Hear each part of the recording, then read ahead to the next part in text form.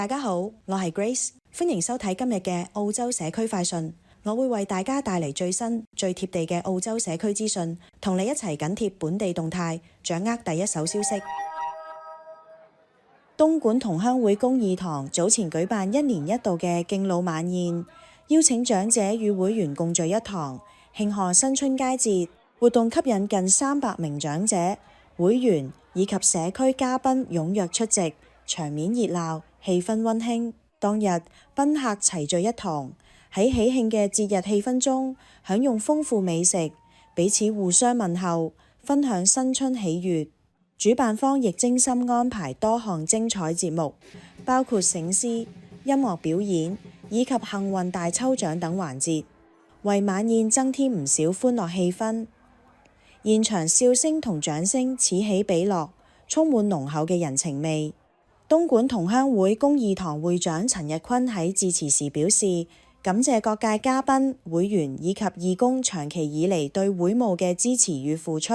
佢指出，公義堂一直秉持敬老愛老、凝聚鄉情嘅宗旨，多年嚟積極推動社區服務及慈善活動，希望透過唔同活動，讓海外嘅鄉親保持聯繫，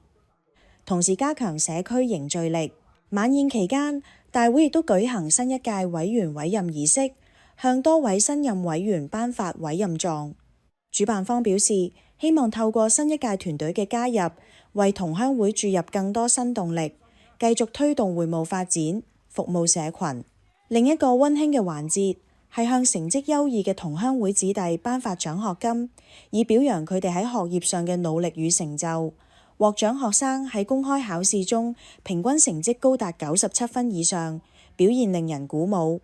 主辦方希望透過獎學金計劃，鼓勵年輕一代努力向學，同時傳承同鄉會團結互助嘅精神。